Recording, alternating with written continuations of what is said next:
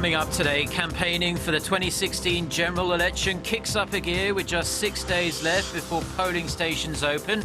The party leaders are throwing their weight behind their candidates. South Korea's defense minister warns that North Korea has completed the development of a multiple launch rocket system and is likely to deploy it starting late this year. Plus, Swiss police raid UEFA headquarters in relation to the unfolding Panama Papers scandal. New FIFA president Gianni Infantino denies any wrongdoing. Stay tuned for these stories and more.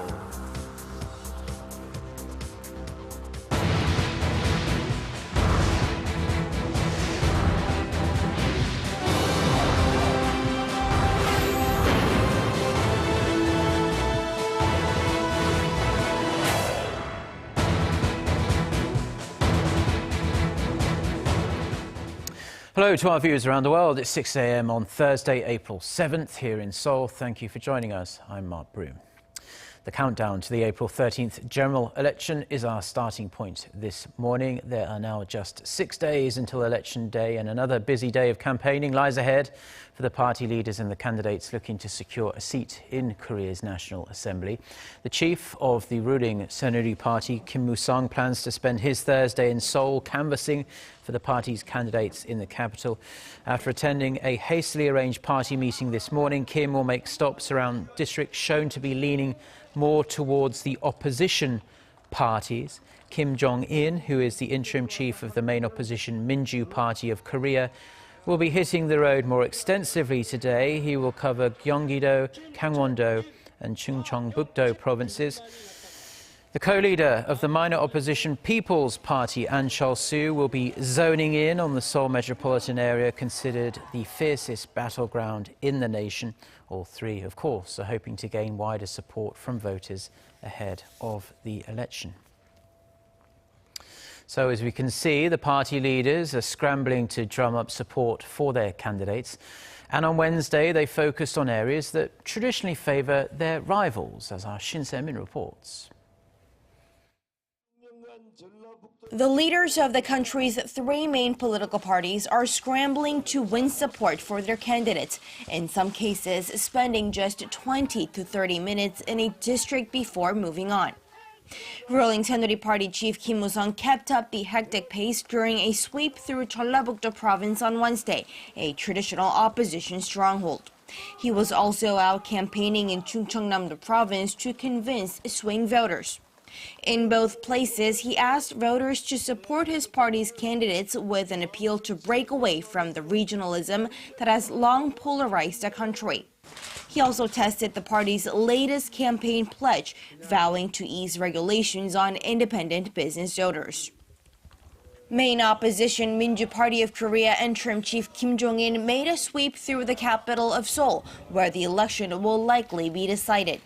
During a televised discussion, Kim reiterated the party's characterization of the election as a referendum on the economic policies of the Park Geun-hye administration, saying that the election is not about the number of seats won, but how to save the country from economic difficulties.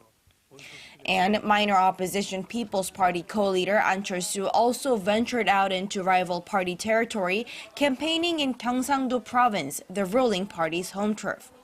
Ahn promised to overhaul the current two-party system and told voters that only his party can make progress in the parliament, where the two main rival parties have been wasting time wrangling over matters related to the people's livelihoods. He also proposed a debate among the party leaders where they can outline their campaign pledges. Next up on the election calendar is the two-day early voting session that begins this Friday. Those who cannot vote on the election day can visit one of the 3,500 polling stations set up nationwide to cast their ballots. Shin Se-min, Arirang News. Now, media outlets and polling companies were busy taking their final surveys ahead of Thursday's deadline for doing that. Under rules set by Korea's National Election Commission, public opinion polls cannot be published or broadcast for 6 days before the election. News outlets are, however, allowed to cite opinion polls taken 7 days before election day, which is on April 13th. As Se-min just touched upon there in her report, 2 days of early voting does start on Friday, 24 hours from now. Eligible voters unable to vote on the actual election day itself can visit one of 3,500 public polling stations set up across the country to cast their vote. Now, Korea has been experiencing a protracted slump in its economic growth, but there are some positive signs of recovery. According to the Korea Development Institute, the Korean economy is less likely to experience further weakness going forward. The positive outlook is attributed to the recent upward trend in the service production industry, construction investment and construction orders.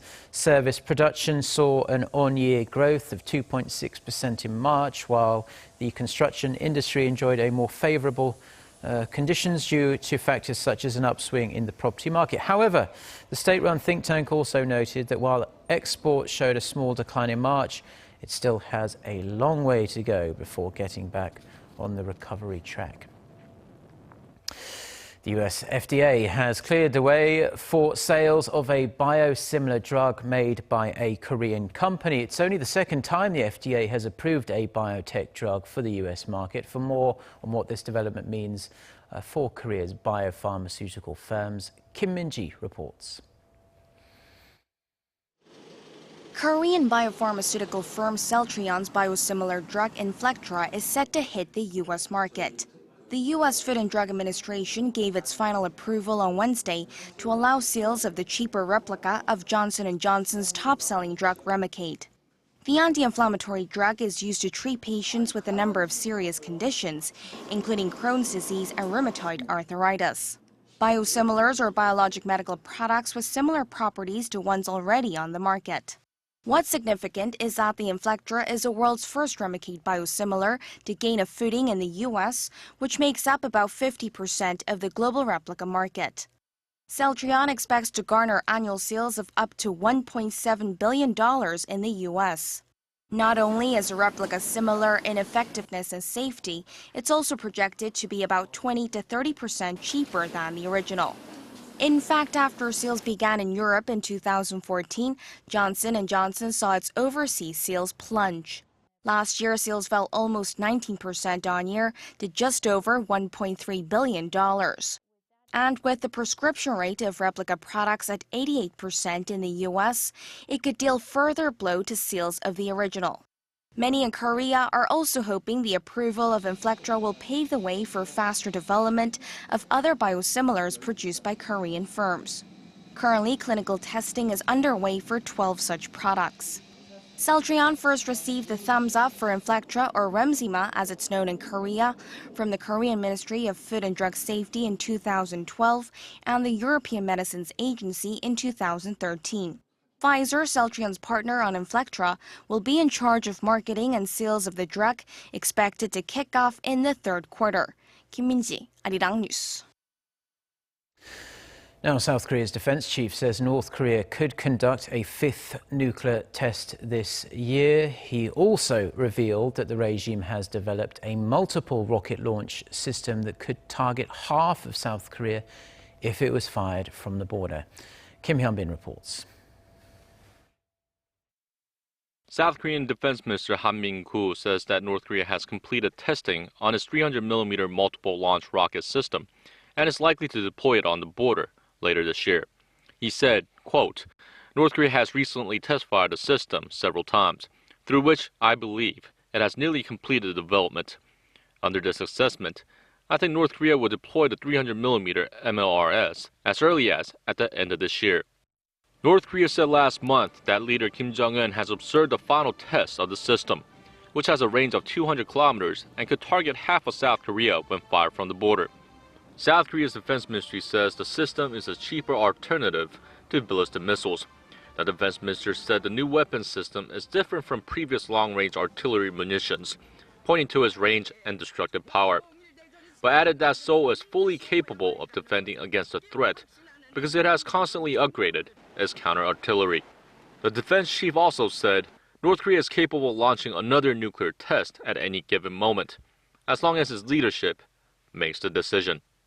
Experts say there's a possibility North Korea could conduct its fifth nuclear test before its pivotal Workers' Party Congress in May, or to commemorate the birthday of its founding leader Kim Il-sung, who was the grandfather of current leader Kim Jong-un in mid-April. Kim Hyun-bin, Arirang News. Now, the number of adults with diabetes has quadrupled worldwide to 422 million in less than 40 years, and the condition is fast becoming a major problem in poorer countries. This is according to one of the most extensive studies ever done on diabetes by the World Health Organization. The study noted that the leading cause is above average body weight and obesity.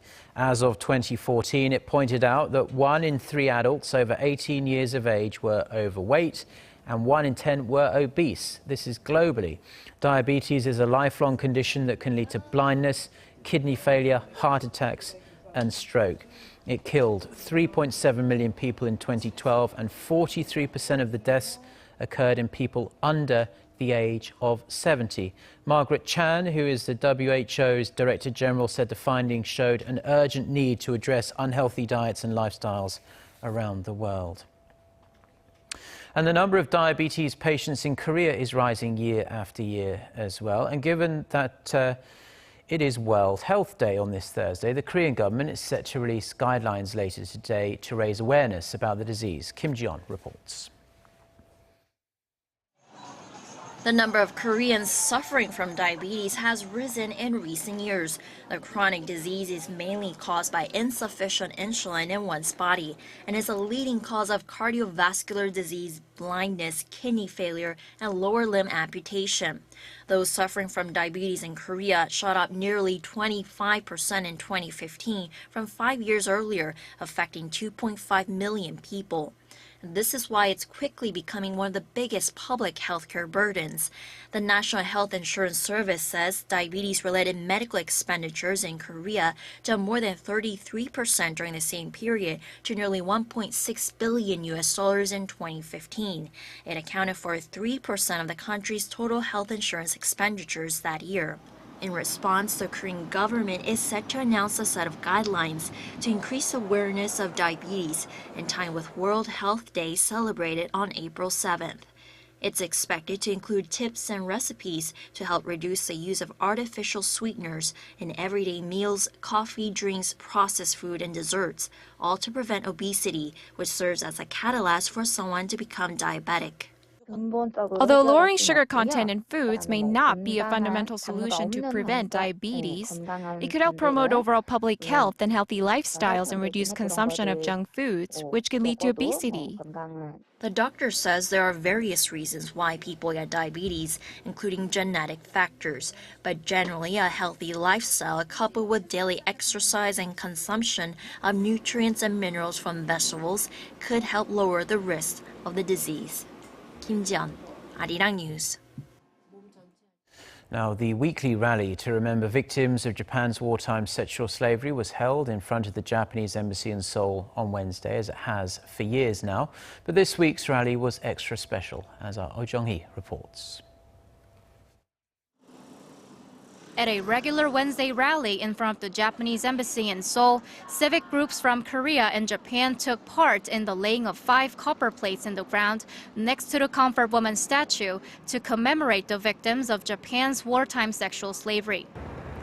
These copper plates are called stepping stones for peace and serve as a reminder of the nameless Korean victims forced into labor during Japan's colonial rule. 3 of the plates were made by the same people who created the Comfort Woman statue. They have the names, birth dates, and birthplaces of victims who, quote, stood to tell the truth about the past.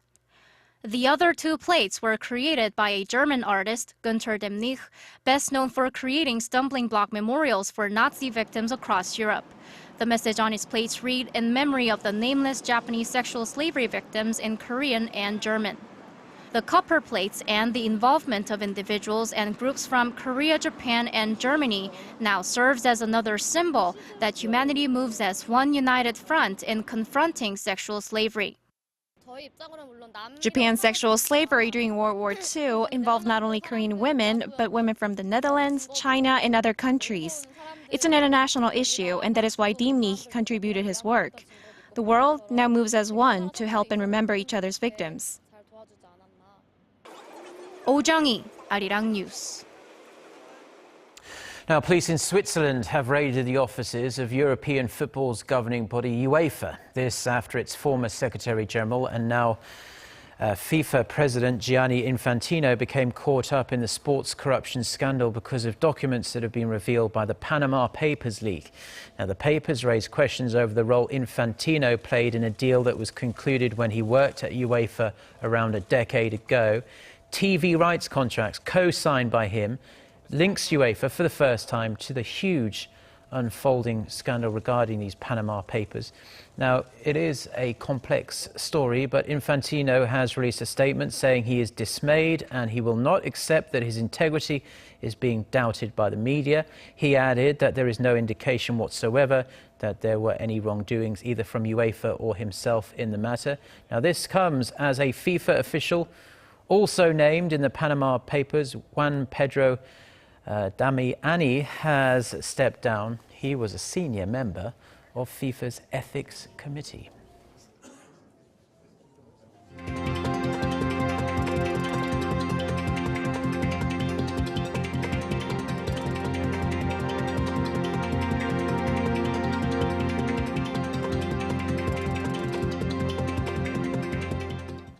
Well, that's all we have for now on this Thursday morning here in Seoul. I'm Mark Broom. Thank you as always for watching, and we'll be back throughout the day with more newscasts. So until then, goodbye.